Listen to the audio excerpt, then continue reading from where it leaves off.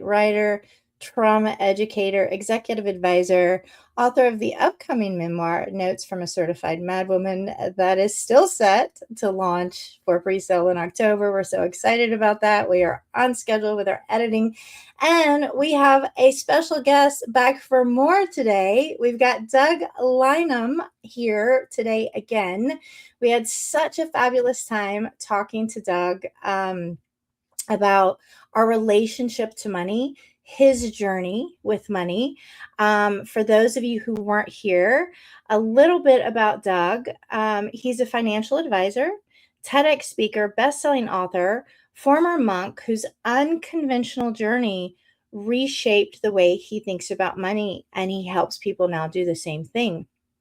After serving in the Marines and then 20 years as a monk, he entered the world of wealth management with one mission: helping people understand that lasting financial change begins by understanding yourself. And I love that.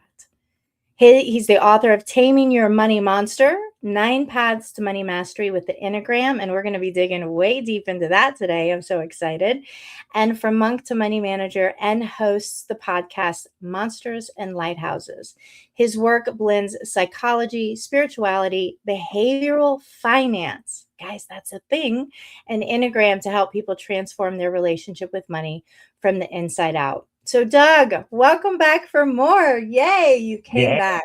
Thank you, Lisa.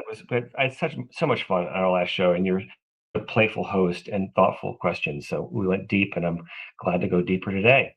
Well, yay. I can't wait to give people an even deeper glance into how you work with people, because I think for so many of us, if we can have a healthy relationship with finances, it's going to drastically improve our lives across the board. So, for the people who did miss part 1, which, guys, I would highly recommend, go hit our YouTube channel, check out part 1. It was brilliant. We talked about how finances gets tied up with identity. Talk to us, give us kind of a 30,000 square foot view of what we covered in terms of identity and finances. Well, I mean, it's a big question, but essentially, we often equate our net worth with our self-worth is a very common trap we fall into. But also money, it triggers some of the most primal circuitry in our mammalian brain. So it's food, it's safety, it's shelter, it's our status in the tribe. And so it often triggers a fight, flight, or freeze response that we fall into. And then our personality type shapes the way that we fight, the way that we flee, the way that we freeze up in the relationship to money. So it's really understanding your personality. And what we're going to get into again today is this really cool, robust psychological tool called the Enneagram. But what it basically tells us is that there's only so many ways you can design an ego, and there's some patterns, very broad strokes. And when you know the kind of the core functioning driver of your ego, what you learn through the Enneagram is what your deepest unconscious fear is that your ego is trying to protect you from. And then money becomes a way to either help you in that journey or even harm you in that journey in both helpful and destructive ways. So we're really going to dig into like, why do you do what you do, and how does money facilitate that? Where does it get you into trouble? In terms of the way we have these sort of trauma responses to money are very unique to our personality type. I love that. I love that. And it kind of brings me back to the idea that our superpower is also our kryptonite Yep. sometimes. Mhm. So I love that. Talk to us about how did you went from Marines to monk to financial advisor, but how did the Enneagram process come into play in terms of you helping people? By a complete accident. It was just a fluke. So I got a 2-book deal from HarperCollins. They gave me I sort of won the literary lottery, and the first book was called From Monk to Money Manager: A Former Monk's Financial Guide to Becoming a Little Bit Wealthy and Why That's Okay. That first book I'm really proud of, but it's really a primer on financial literacy. It's everything that you should have learned in high school or college but didn't about earning, saving, investing, giving, taxes, insurance, and then using my backstory and unique unique stories from the monastery as hooks to kind of make it engaging and entertaining, and also kind of a philosophical deep dive and why money's okay, essentially, when you use it right as a tool for love and service. Now, that was really laid out in the book contract I signed. Then the second book was completely open ended. And they said, well, what do you want to Yay. write about? So I was thinking really hard. And what I really wanted to do was write a book that would help people make more ethical, spiritually grounded financial decisions in a framework that would transcend religion, politics, and culture. So what would that be? What would That's be big. a universal framework that anyone in the world could read and understand and bring their highest spiritual values into their money? And so I spent a long time researching this project. I first landed on a framework called spiral dynamics and integral theory. If anybody is familiar with that, it's a very deep, beautiful concept, but it's extremely technical. I Mhm. drafted an outline in several chapters of that book. It took me about 2 years to pull money into that framework, and it was very challenging. I sent that proposal off to my publishers, and they said, "This is brilliant, but no one's going to read this book. It's far too technical. It's basically an academic book, and we want something mass market." And I agreed with them. So like that's what I want too. So I went back to the drawing board, and I thought, well, what other framework could work? And I had have a good mentor and father figure named Richard Rohr, who was one of the pioneers in the Enneagram, and he'd been kind of noodling me about the Enneagram for years, and I never took it very seriously because I couldn't understand the why behind it. It felt kind of like astrology or something, And I'm not opposed to astrology; it's just not my thing.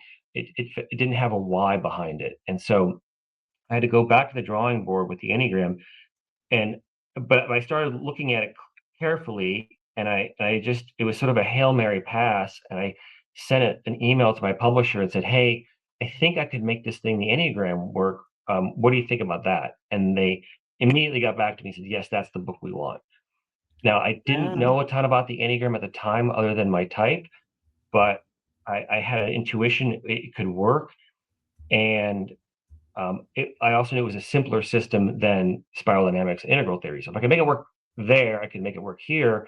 And that set me on another many year project to really bring first of all, understand it, also rework it in a very unique way to really ground it in uh, childhood developmental psychology and the latest research in neurobiology. So it has to give it some real foundations I could rest upon intellectually rather than just being this sort of vague observational thing that seems to work. So that's kind of it's a long answer to a simple question. So you answered the why though, Hmm. for yourself first, Yep. and then for your readers as well. Yeah, because I think So, yeah. yeah, most authors do a great job of explaining how the Enneagram works, but until this book, Taming Your Money Monster: 9 Paths to Money Mastery with the Enneagram, I've never seen any author attempt to really explain why it works. And until Yeah. my math, sciencey brain could really know the why behind it, I couldn't really write a book about it. Well, here on Notes, we ask better questions, right? And why is one of the biggest ones we ask, right? Because we're having the conversations we should have been having all along, like how to balance a checkbook in 8th grade. Hmm. Hmm. Instead of learning parallelograms, we should have been taught how to balance a checkbook in 8th grade. Former high Yes. school math teacher, I fully agree. You have my why do we teach the quadratic formula? It's great. Pythagorean, awesome. But compound interest is far more important Okay, wait, that than was not in your bio. We'll have to do a third show on just being a high school math teacher. I love yeah. it. Yeah, in the I love it. monastery. I was in a Oh. teaching order in the monastery, and I was the head of the math Okay. department. So that's how I got teaching econ and finance, is because I was like, hey, our kids don't have this, and we aren't teaching kids this stuff. And that was a real passion project of mine, was making personal finance a part of our math curriculum. Yeah, they're basic life skills. Yeah. Yes, basic life skills. I love it. Um, What I love about your work, okay, today we are turning the spotlight onto me. What did come up in our previous show was that I am an 8 and my partner is probably a 5. Um, One thing I love about your work, Doug, is you don't shame behavior, right? Instead, you have a great curiosity about you, which I dig because, again, we stay curious in this space because it's when you stay curious that you're going to find the best answers. So, I am now going to turn the reins over to you. Where do you want to go next? We just high level identified me as an 8, Mhm. my partner as a 5, coming off of the heels of a new plan to have a family financial discussion that has to be recorded. It has to be Wow. recorded. Yes, we're both Wow. committed to it, but we have to record it because we have great forgetters, and you know how it goes. You'll I be like, do. you said, I said, you said, I, I don't think so. And so right. we're just like, just for posterity, we're going to record it, get a transcript. So we're kind of excited Yeah. about doing this. He's in a great position now. He's taking over the family business, but it's new for him and it's scary for him. Mhm. I, of course, now, and there is a 16-year age gap between Oh, us. So, I mean, I've run many, many, many businesses throughout my 30-year career in corporate. But finances can cause divorces. Let's yes. not pretend. Yep. Let's not It's one of pretend. the leading causes of divorce, in fact. Okay. Well, let's not go there.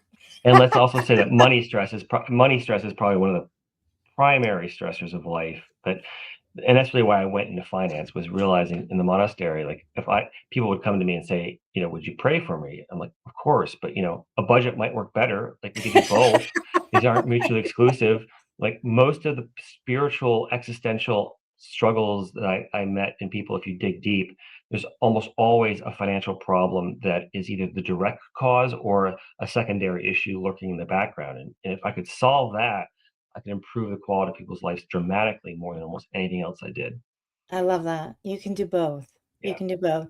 And then there's work for us to do too, because once you say you have a client work with you, then change is going to be in order. So you have Yeah. to have that willingness and that curiosity to go, okay, well, here's my biggest fear. What I love that you identified is finances bring up our base fears: housing, clothing, water, shelter, I mean, Status. foundational Yeah. safety, status. Yes, Yeah. yes. In the tribe, Yeah. right? And if our Where, status gets too low in the tribe, we get kicked out of the tribe, right? We can't yes, in the olden days, right? If we're yes. the if we're the we're the weak link, right? It's always the runt that gets picked on, right? So you don't want to be that. Yeah, yeah. But what I love that we explore in here is being who we are, figuring that out. And so I love the fact that you now have a system that you've added to, it sounds like, to help people really hone in on who you are right now. Because I always say you cannot determine who you're becoming. You certainly don't want to go back to who you were, because that's, at least for me, that's the gal who got me into a lot of messes. Yep. So we've got to know, who did survival make us? Like, what did we perform in order to survive? So Yeah. I'm going to turn it over to you. I'm an 8. Talk Right. about the numbers first. Will you give us Sure. a little overview? Yeah, I'll put a little slide up if I can. I'll share it, but I'll talk it through so people who are listening can still follow along clearly. But if anybody wants to watching this, you can see it a little bit more succinctly.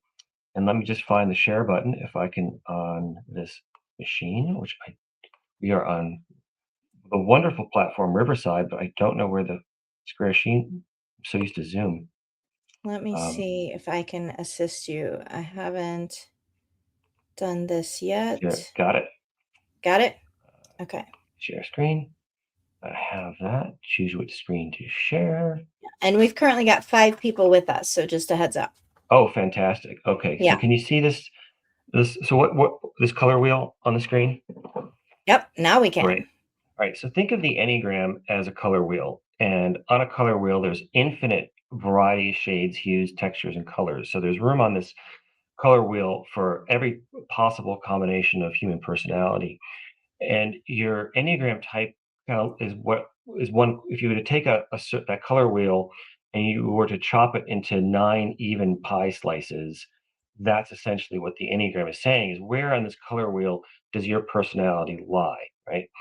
Now, there's um, 3 triads in the Enneagram. So we're gonna subdivide those 9 slices into 3 chunks. So there's 3 core things to keep in mind when you're looking at your type. And there's what we know from this is the neurobiology, and it's there's a neurobiologist named Salah Valander and Jack Daniels, David Killian, done some wonderful research on this. And Jaak Panksepp also is really the pioneer of affective neuroscience. And what we know is that in all mammals, there are 3 core negative emotions. All your other negative emotions run off of these 3 circuits, and they are the anger circuitry. Then there's grief, which is like separation anxiety from a child from a parent. But that grief is often feels like shame in the modern human brain. So grief is it's grief, but it also appears as shame. And then the third one is fear. So really, anger, grief, and fear are the 3 core emotions that we can experience. Now, where does your Enneagram type come from? How does this whole system work? And I'll give you a very quick summary, but you can go very deep. But essentially, think of it like this. Um, um, I'm sorry, back up. So there's 3 core negative emotions, and there's 3 ways to process each of those emotions, which gives us 9 different types in the Enneagram system. So the Ennea in Greek means 9, and gram means drawn. So there's just these 9 types. We're drawing them on a circle, or there's different ways of expressing it, but that's how I show it. Now, where do these 9 types come from? Why are there just 9? And I title this "What kind of car are you driving?" So it helps to think of your ego as a style of car. Now, there's infinite type.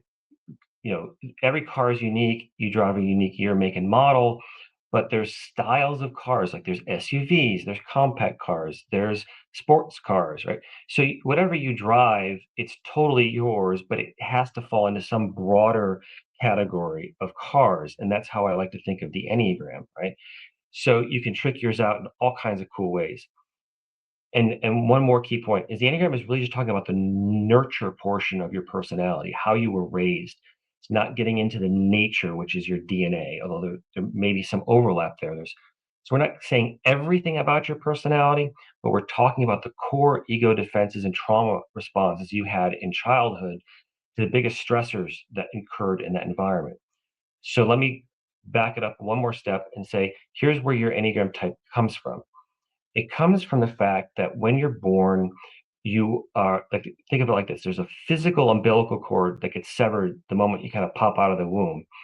But there's a psychological umbilical cord that gets immediately formed between you and your caregivers, so that you are egoically codependent on your caregivers in childhood in order for you to survive. Your emotions are regulated by your parents, your behaviors, your actions. You are completely bonded, but that bond has to be severed.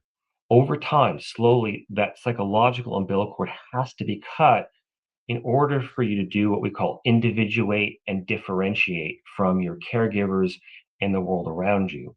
And the Enneagram is explaining how that process happened for you, because that psychological umbilical cord, in order to cut it, we have to use these 3 negative emotions to do it. And one of them did more of the cutting for you than others. So you got hit with a little more anger, a little more grief, or a little more fear in your child environment that allowed you to separate. And it has to be done with negative emotions, because positive emotions would just reinforce your connection with your caregivers. That makes sense. Makes So perfect far, sense. Core so wounds, right? it's your core Yeah, wound. We call it I call it your sacred wound. It's the core wound. It actually allows you to have self-consciousness or a sense of separate identity, right? love it. So now we've got these 9 types. We've got these 3 core negative emotions. You got hit with one more than the other, and as an 8, we're going to start off going around the circle with an 8, and we say that you've taken that anger. For 8s to typically have a childhood environment that had a lot of injustice or a lot of some core betrayals, where your environment, you felt like you weren't adequately protected in some core fundamental way from in your childhood A environment. lot of anger, a lot of anger. A lot of anger, Yeah. right? And so that Somehow I anger, knew an 8 would be on anger too. and often these emotions, these negative emotions, where they come from is the boundary setting that reality put on us for whatever reason. It isn't Mm. just your parent; they are all to blame, but they tend to be the easy culprit. But for eights, so we have three negative emotions, and we can take that emotion and we can externalize it, which is what eights do. So externalizing it is like having a food fight with the world. Then we'll get over to the other types. You can internalize it. You can drive it towards yourself, which is like giving yourself an emotional wedgie, or you can have both. You can have both an internalized and externalized, in this case, anger or grief or shame. So jumping to the 8 real quick, back to that, you've externalized that anger, and what happened for 8 for complicated reasons, that anger is coming from your greatest fear, which is being harmed or controlled. 8s hate being controlled by their external environment because it was so intrusive in whatever way or so unsafe. So we call type 8s the challenger. I call them the Hummer of egos. So using car metaphors, right? Call the Hummer because they can like sort of roll over objects really easily, and their best defense is a good offense, essentially. And so they I call them the Hummer because they can roll over things easily, but they tend not to be fuel efficient with their opinions, essentially. They tend to like a good fight. They tend to come at things pretty hard, and if you push them, they're going to push back twice as hard. Doug, But that is so funny. I just met with my own coach, my tantric coach this morning, and she goes, "So what's our goal for the next 8 weeks?" I said, "Set boundaries with more grace and finesse. That is mm-hmm, my goal because yep, I can roll over people. yep, Just yep. get out of my way. Just get out of my way." And that boundary setting, doing it with that vigor, it's also a superpower, right? So we say that the greatest superpower for eights is having a lot of energy. Like they have this life force, this vibrancy that's wonderful about them, but it can overwhelm the people around them. And they Yeah. often want to be in charge and stay in charge for reasons that are obvious. They want to be in charge because they just don't want somebody above them who they think is incompetent telling them what to do. Other types want to be in charge for kind of ego aggrandizement. For eight's really about being in control and being on top, so they have the power because they And don't not trust be controlled. and You not be hit that, controlled. yeah, that was really spot on. The idea of, being controlled is most uncomfortable for Yeah. me. Yeah, Okay. And then I'm just going to go real quick. I want to focus on the 8 and the 5 because that's really okay. the core conversation. I really won't have time to go too deep into the other types unless if you want me to, but that's almost the whole show. Well, if somebody has a question about their own, that's what we're Mhm. doing today. We're showing them a little piece of how you work, and they can reach out to you and get a little bit more information about their own. But I just want to let you know that thus far, you have been so spot on. This thing is so spot on. And Great. yes, yes, yes, yes, yes. I'm on board with I'm gonna checks in the do. boxes. I'll do a speed date here with the other 9 types so people can get a sense, but I won't linger too long. So then we're gonna jump over to type 1, which is on the other side of this quadrant here. So we're but type 1s, they take that where 8s externalize that anger, 1s internalize it. They have a greatest fear of being bad and effective. So they have like a drill sergeant in their head always telling them to shape up and do it. They're very principled, very organized.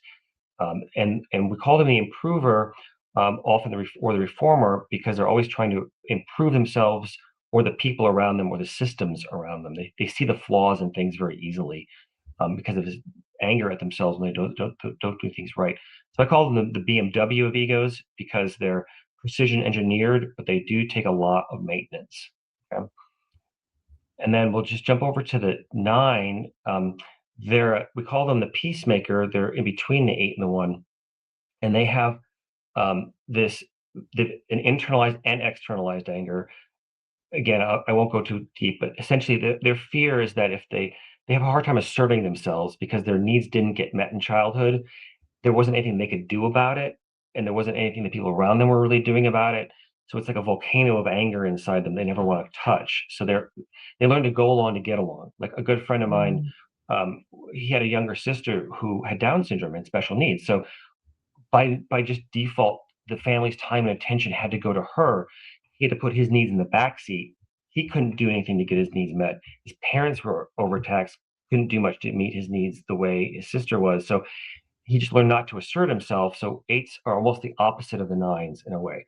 So they're always trying to keep the peace, or I call them the RV of egos, because they often want to chill at the campground while other people are taking a break.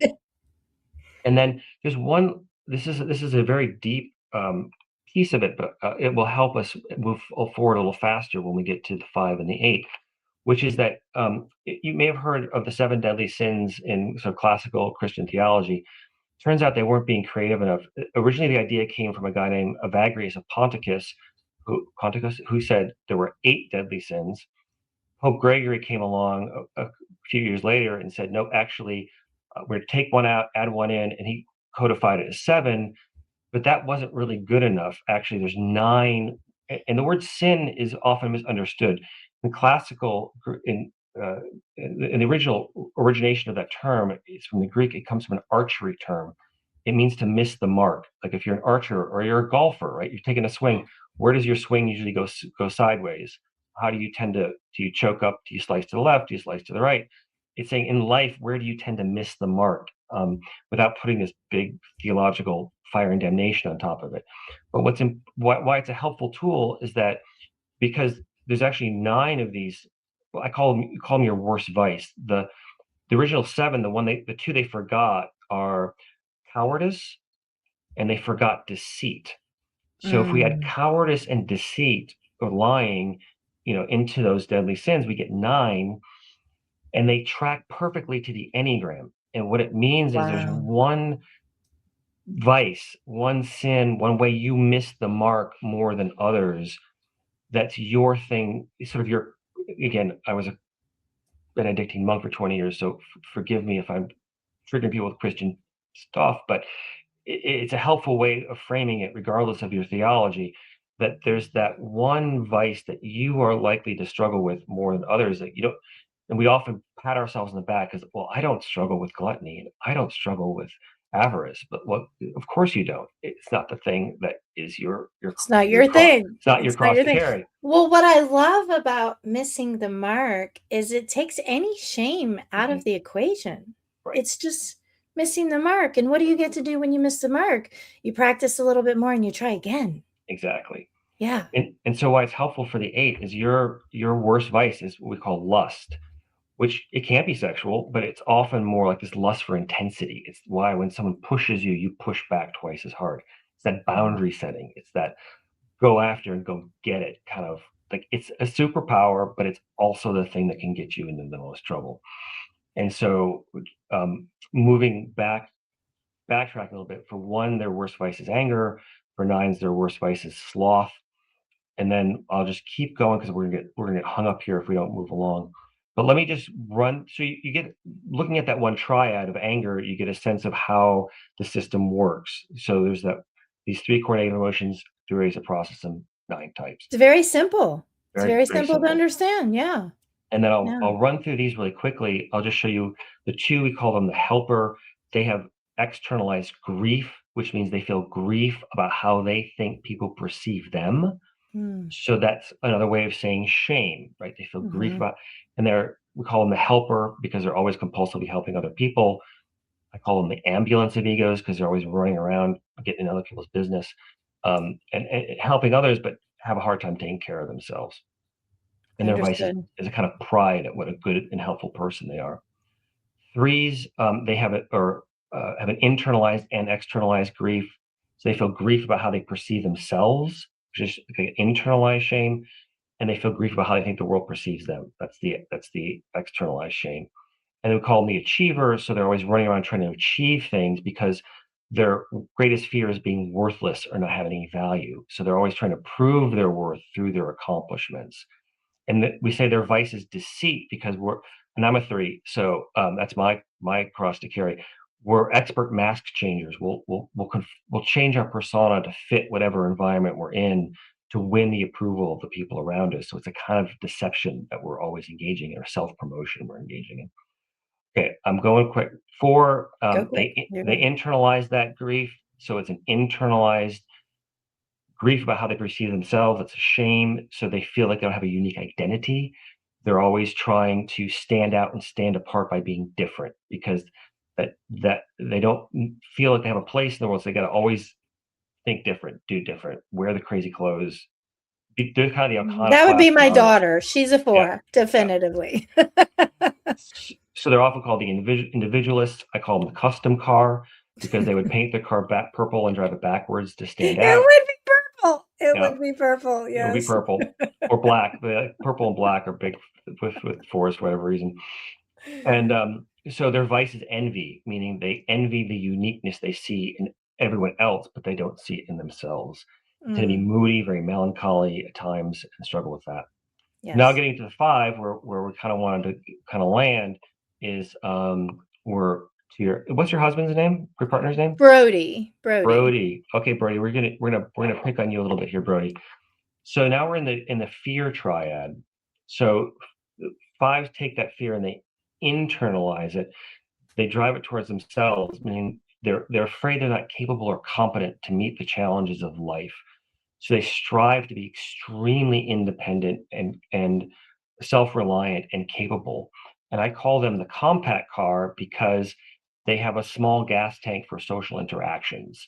They get drained very easily because they're pulling information. They're trying to pull this infinite amount of information in the world around them into their heads, figure it all out.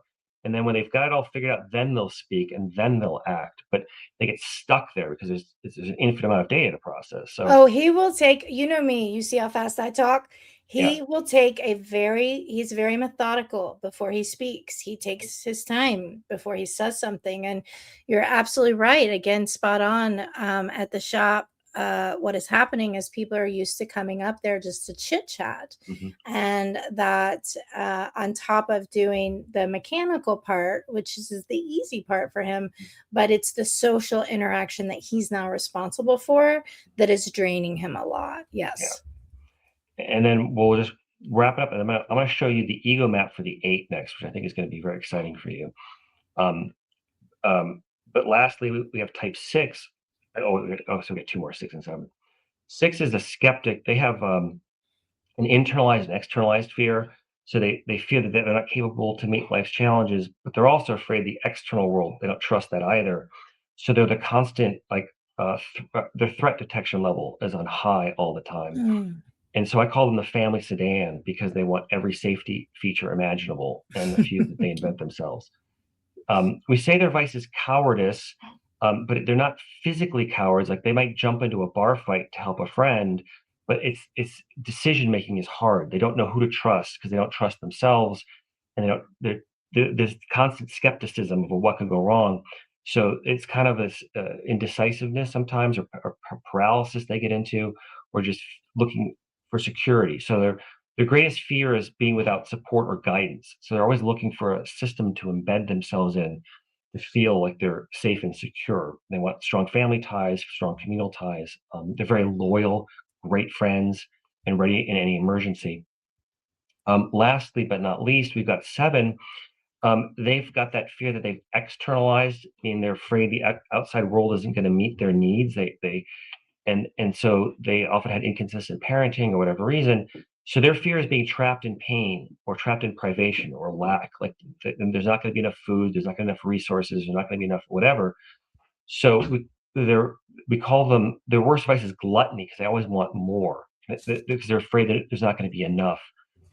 But we call them the enthusiasts because they're always really excited about what's next, always looking to the future, like, oh boy, what's next? They're sort of the Peter Pan of the Enneagram. They're sort of not childish, but have a childlike enthusiasm for life, because they want all the options and all the opportunities. So they live in this constant state of FOMO, or fear of missing out. So we call them the enthusiast. I call them the SUV of egos, because they're ready for any adventure as long as it doesn't involve being in their pain in the present moment. So they're always Mm, future oriented, looking to get out of the present moment where their pain sits. So they're always spinning things in a positive way. Sixes are always spinning things in a negative way. So they're really interesting how the number next to you is almost the one that's most different from you. interesting. So that Interesting. wraps up a speed date with the Enneagram. And if you have questions, we can take those or we can go deeper into your type. I love it. I'm down for let's dig deeper into my type because Okay, I think sweet. it is so spot on, Uh, even with my husband and daughter so far. Yeah. I'm gonna fast forward through a bunch of graphs here. I've got Okay. to I've got to zip through my slide deck, and I'm going to get to the ego map for the eight. Um, so now here it is a deeper dive, and we're going to get to the money part here in a moment. We covered that in the last show. But what you're looking at, I won't go too deep into this because some people are listening, but there's a cool graph here on the left-hand side of the screen, which is like a double, think of two traffic cones stuck together at their bottom. So it's like a double cone. And it really describes the journey of our progression of our ego through life, of how we sort of start our journey. And this is sort of a deep rabbit hole I'll skip over, but essentially, there's one axiomatic assumption in the Enneagram. Every system, math or science, doesn't matter what you pick, you have to start with an assumption, some axiomatic thing. And for me, the assumption of the Enneagram is that you're starting your journey in life in the womb, like when your consciousness first flickers on, in a state of unconscious unity. So you aren't really aware of much. Your reality is very limited, and you're in unity with everything you can experience. But Mhm. you're unconscious of it, so you don't have this separation of I, thou, you, me, right? Then you pop out of the womb that, and now you have to move through the first half of life up the bottom half of this double cone you're establishing your independence in life. You're trying to get to a sense of conscious separation where you have a unique and strong ego. And then we're going to try to move from conscious separation to the peak of this double cone in the second half of life into what I call conscious unity. That's the mystical state of oneness that Buddhists are talking about, whether it's samsara or moksha or the beatific vision, take your pick. But getting at least tasting that it's hard to live there, but you can at least our spiritual practices are trying to get us to a state of deep interdependence where we see not just our independence but our interdependence. And along the way, we often have to go through what I call the dark night of the soul, or many spiritual teachers talk about. So that's just the meta map. Now let's put that into practical terms for the eight. This is where we're going to go do a deep dive. So you have a shadow structure, which is that bottom half of this cone, where we're building out your ego from birth. And we're starting with that sacred wound that we talked about earlier for the eight of that externalized anger that need to challenge everything and take control. Now we're going to move up, into the next sort of think of this as a ladder. For those who are listening, we're kind of going up a ladder here of rungs. And so the second rung on that ladder is your greatest fear, and that's being harmed or controlled, as we already talked about. So this is the foundation we already covered. And then we get to your greatest third rung is your greatest vice, that deadly sin that you struggle with, which is lust. Now here's where it gets even a little more technical, but I hope hopefully more insightful for you, so you can really understand your how your ego functions. Your primary you have a we call your primary ego addiction. And this is the thing that Yes. you lean on first and foremost because your greatest vice or that deadly sin of lust, like if your ego could see it clearly, it would feel bad. So your primary ego addiction takes your worst vice and almost turns it into a virtue. It feels good when you do it. And for an eight, it's vengeance. It's the boundary setting. It's that extreme pushing back. Like if you come at me, I'm coming back harder, right? It's that Yes. Against always injustice. Yes. We talked injustice, about that. especially, Yes. Yes. Yes. right? Right. So if that resonates, now the other piece, and this is going to tie into the five with your husband in a minute, you have a secondary ego addiction. So your primary ego addiction, the problem with it is it's almost like a Twilight Zone episode or a Black Mirror episode, because when we overdose on our ego addiction, our primary ego addiction, it creates the very problem that we were trying to avoid. So So when it's like we just bounce if we're not conscious, right? exactly. Okay. So Okay. that need to push back on reality, if you push too hard, then you get double teamed or triple teamed by life comes at you back harder, and you can get pummeled essentially and create all kinds of problems for yourself. Like, okay, I want to be in charge, but maybe you're not quite ready for that leadership role yet. Maybe you don't have the skill set for it, but you wanted the power, but you don't have the competency. Now you put yourself in a position where suddenly you can You're be in harmed. trouble. You're in trouble, right? Yeah. Yeah. um, or you're mouthing off in a way that really isn't helpful, and your partner decides to just, you know, whack you upside the head for, and metaphorically or literally, and now you're being harmed or controlled because of that Which is what vengeance. you were trying to prevent all along to begin with. So therein it creates a loop and a cycle. I see Right. it. I see it. Yeah. Yeah. Okay, so you have a secondary ego addiction, which is like if your primary ego addiction is a stimulant, then your secondary ego addiction is like a depressant. It creates the inverse behavior of your primary ego addiction, but it's still maladaptive. It's like, and I don't have any experience with this. But I'm just speaking from the research. You know, like if you, well, how no, that metaphor doesn't work. Well, it kind of it's like alcohol, and if you drink too much alcohol as a depressant, you could take cocaine and it can undo the effects of the alcohol. Not that I know anything about cocaine, but like it should actually be the reverse. But in this analogy, that's why it doesn't really hold up. But you could take a stimulant and a depressant, like you can balance out the secondary ego addiction pulls you back from destroying yourself essentially. Like if you were to if you were to complete, it would call it your stress response. Like if when you've overdosed on that vengeance, you were to double down with yet more vengeance, you would just keep going into a That would be cycle that very would dangerous. be Yes. very, very dangerous. So Yes. you have this backup thing, and the secondary ego addiction for you is stinginess. And that stinginess doesn't stand alone. But what's interesting is that is the primary ego addiction for Brody. Okay. So that withdrawal that you see, it creates your ego stress response, which I call rigid withdrawal. Like that that stinginess mixes with the lust, so you don't become a type 5.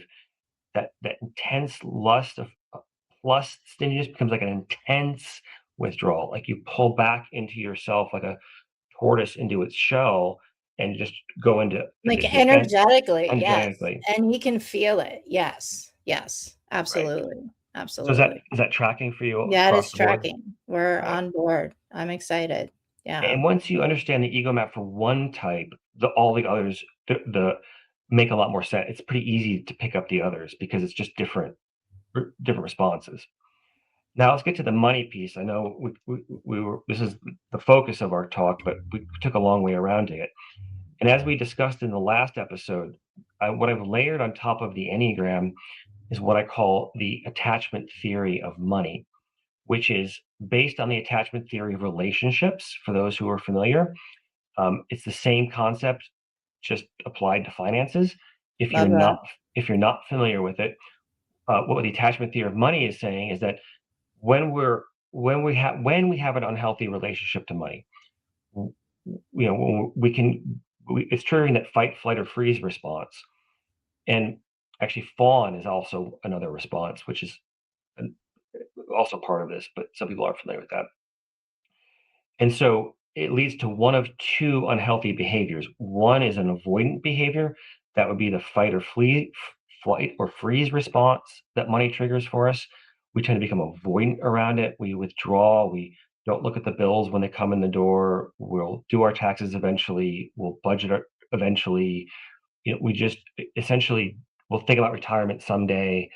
It's that avoidant mentality around dealing with these big questions. and that can lead us into one of our money monsters. And for eights, the avoidant money monster, I call them the detonator, meaning they don't like boundaries that are controlling them. They don't like the boundaries and limitations that money's putting on them. So they'll just detonate those boundaries. They'll just pull out the credit card, and go shopping, or they will pick up the tab at a restaurant because they want to show everybody who's the boss, right? They want to be in charge. So they tend to Boy, just back in my party days, a lot of people had fun on my dime. I'm just gonna mhm, say that. Yeah. right, Oh right. yeah. Oh So yeah. that's the avoidant eight. And then there's the anxious eight, which is that's going to be the kind of the fight or fawn response, where we're fighting with money, we're fawning over it, maybe being too hyper aware of it to our detriment.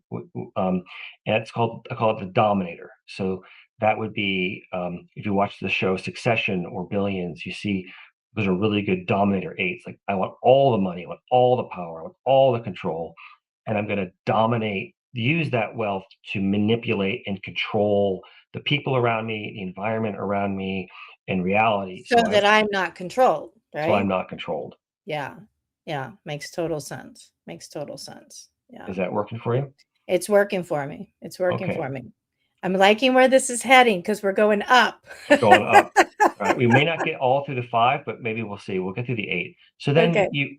so that's essentially your shadow side for the 8. That explains where your money monsters come from. Now we want to think about, well, what's your spiritual path to wholeness? And we're going to move now we're into the if we're looking at a double two traffic cones stuck together, that double cone we've got on the screen. Now we're moving into the second half of life, into the top half of that double cone. But typically there's a breaking point in the middle. There's that dark night of the soul that you have to go through, where your ego you've overdosed on your ego addictions to the point where you feel separate from everyone and everything, including your sense of the divine, whatever that is for you. Like Mm. you feel like you're in this desolate space and deep despair because through grief and through sorrow, through traumas, we get thrown into this space. And often some of our worst sufferings, there are tragic, leaving random tragedies aside, but even those, it's a response to them often that creates some of our worst suffering, as the Buddhists would go deep on that one for us. But we need to essentially, when we hit this dark night of the soul, we can we have a lot of responses. It varies, but essentially we have a choice, which is either to stay there or regress. But the better choice is to sort of break open, is to let that suffering break our ego. And those, as the Leonard Cohen song mentions, like it's those cracks where the light comes in. It's where grace um, and a kind of um, opening. Our hearts never fully open until they fully break, right? and Yeah. and that's kind of the idea behind it. And so we're going through that breaking process and opening up, so we can have a deeper sense of interdependence and deeper sense of connection and compassion and connection to the world around us. Is that tracking so far? That is tracking. That is tracking. My rock bottom was, I mean, I almost lost my freedom. So it did break open my ability to get into the present and appreciate the small simple things very skillfully on some days. It's Someday, still a some days. Yeah. still someday. And I'm presenting this as a linear process, but it's nothing. It's never linear. We can go up and down this at any point in a Mhm. day, and we can go through many dark nights of the soul. It's never a one and done, but it's just sort of where are you at today? Like, Yeah. and trying to have a practice that I moves us. liked your wording, to crack open. And then how do we stay open, right? Because it's scary being open. It's a little vulnerable and it may be new for us, but I loved that, cracking your ego open, not wiping out your ego, right? Because we need it. It's Right. kept us here, it's kept us safe, it's helped us survive. So for people to be like, kill your ego, I've never gotten that, but I love that visual. So yeah. Yeah. Especially for an 8, because what people forget about 8s is that they have this rough exterior, but they have a really warm, tender, gooey interior. They're really deeply compassionate people. at their heart. It's just they've up armored, and it's learning for eights to take the armor off a little bit and let that more innocent, loving, compassionate side of them come out, which has always been there. Little bit, A little bit. take a little bit of the armor off. Take a little bit, right? We'll take baby steps. Baby steps, right? Where appropriate, right? Life is still beach aside. Yeah, Where we need to appropriate. be where appropriate. There's so many caveats we could put on that one. So it's not a naive reduction of the armor. It's a Right. mindful, like, I can Choice. soften here. It's a choice, right? It's a choice. It's a conscious choice. I love that. I love that. Breaking open your ego and dropping the armor and feeling okay with just being okay some days is hard, you know? Being okay with being okay. It's just like making money is okay. Having money is okay, which is what we're talking about. So I love this. Yes. Making money is okay, and having money is more than okay, with the understanding that we're using it in its healthiest expression, not through our money monsters of that maybe the anxious dominator money. It's like, okay, how can I use this wealth as a tool for love and service to a suffering world? How can I use it to bring more justice, to bring more compassion, to that injustice that eights feel? It's like, how do I use my time and talent to fix the injustices I see around me in a loving way? So, like, Dr. Martin Luther King Jr. was a classic example of a very healthy type eight, right? So you see that energy, that power, that need, that anger at the injustice, but also a loving response to it. Um, Yeah. Yeah. Okay, so I want to be mindful of time. Now we're going to go up into the enlightenment structure, and before we get to the good stuff, we've got one little trap door for the eight. Now, No. it's what I call your fake virtue or your faux virtue, and it's a virtue for other types, but it can be a trap for the eight. And now, the the faux virtue for the eight is joy. Now, that doesn't mean you shouldn't enjoy life and have a great time. It's the joy you take in that hard boundary setting. It's the joy you take in going after. It can be like when for eights, it's like the joy is like a could be like a bull in a china shop if they think about the breaking things was hilarious, right? It's like I'm really loving life right You now, always feel better for a right? while after you're done. Right. Um, It's short-lived, but right. there is relief involved. Yes. So that's something just to be that joy. It's a really important virtue for another type, but for you, it can be a trap to feel like, oh, this feels so good. I love But that. that's a whole nother conversation. Okay, now we're really into the meaty stuff, which is the primary recovery virtue. So the primary recovery virtue for the eight is mercy, and mercy is the antidote to that vengeance and that you are prone to. It's learning to soften and set softer boundaries and Mercy, that's not a see. word I play with a lot. I love it. It's gonna be my new word of the week. Can you be Mercy. merciful when people are being absolute idiots around you, right? For the Ah, stupidities. I don't know, Doug. I don't know. Can you let things slide a little bit and not have to point out every stupid, idiotic BS thing that somebody is throwing on top of you, right? We can aim for mercy. Yes, Mhm, we can aim for mercy. I'm jotting that word down. It will be one I ponder on because, again, it's not really in my vocabulary mhm, mhm. Yep, at all at on my all, radar at all. at all.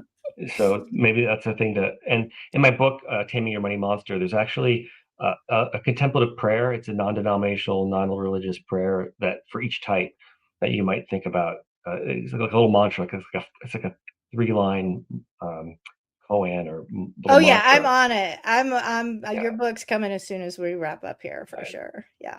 And then you've got a secondary recovery virtue because you've got two ego addictions, right? So now your primary recovery virtue is mercy.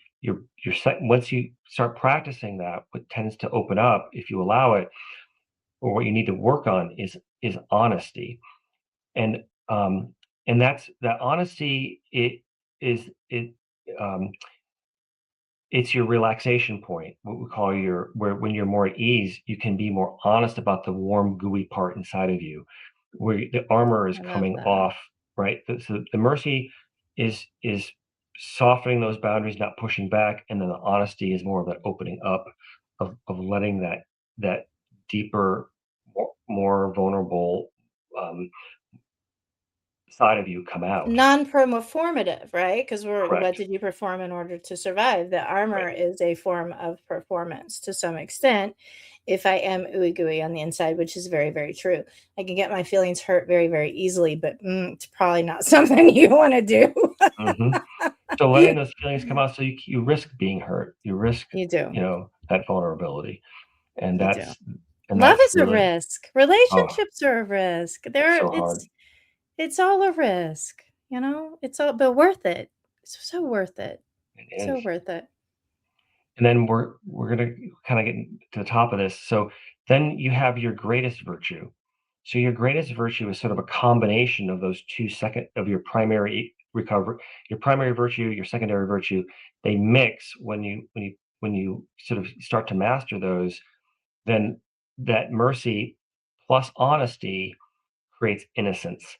Mm. And that's the highest virtue for the eight, is that childish but childlike innocence and trust in the world around you, that And you're wonder and and curiosity wonder, and right? yeah, and real Eh, joy, right? Not real joy joy. in "I got them," but joy in, "Wow, I enjoyed this." Yeah, yeah. Yeah. So, and then we'll get to the money back. We'll bring it back to the money thing here in a minute. But there's also your greatest hope. So your greatest hope for an eight is the inverse of your greatest fear. So that great fear we talked about in the beginning, which is being harmed or controlled. Now your greatest hope is to experience complete freedom from harm or control. Freedom is my favorite word, freedom. But it's Yes. true freedom. It's the freedom to be okay with things sometimes not being okay. Yeah. It's knowing that you're secure internally, therefore the external world can be in chaos and you're still And grounded it's in. not gonna destabilize you. Mhm. Yes. Yes. Yeah. And that's where your greatest hope. And so the thing about the Enneagram, why it's so much more powerful than other systems, is it's not a static system. Right? There's a growth model built into it, and how you look as an eight can be why eights will present in wildly different ways depending on what level of health they're at in this journey, right? And so when you have that deep, when you get to that space, we can taste that innocence, then you're really going to be find much more deeper contentment and satisfaction in life. And then we, Contentment is also a word I've been playing with a lot lately. I don't words like happiness and joy seem like so high to me in terms of vibrationally to achieve and maintain consistently long term, but like satisfaction and contentment are words I've been playing with a lot lately. Yeah. And divine justice. Oh, yes. and that's the, we're almost, we got a couple more steps. And then your sacred, each type has a sacred gift to bring to the world. And the sacred gift for the eight is divine justice. It's that you are, if you think of each of us as being, you think of, this is my worldview, which is that we're all fractal pieces of the divine. Like we all have a soul, that spark that unites us, that we're all piece of this greater whole, but we express that greatness of that whole in a unique way. We're put on this earth for a unique reason.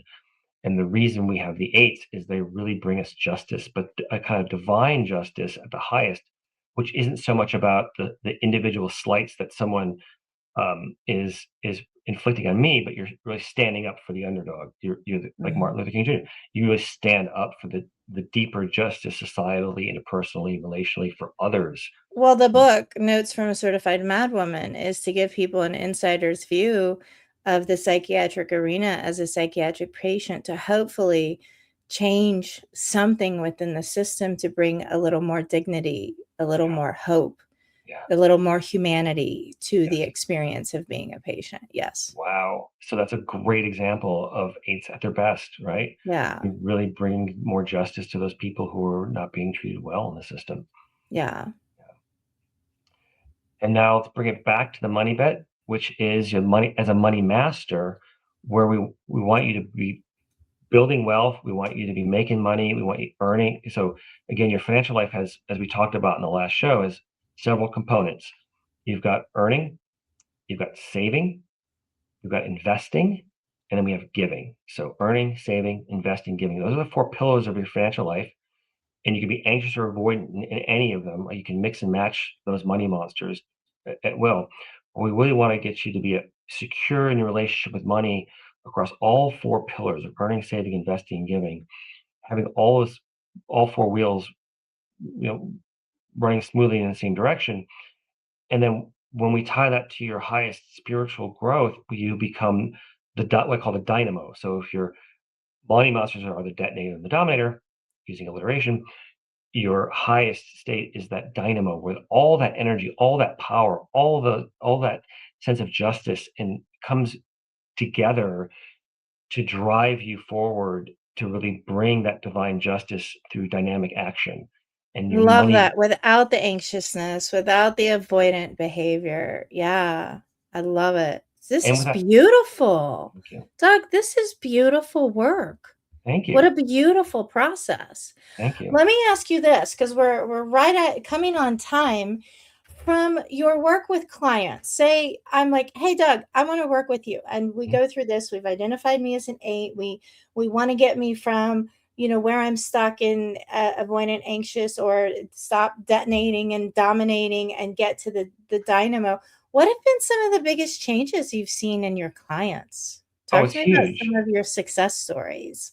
Well, just being able to see people really, particularly people who are avoidant, finally taking control and taking charge of their finances, and if seeing the stress that gets relieved from their lives when they're really taking positive action in the right direction.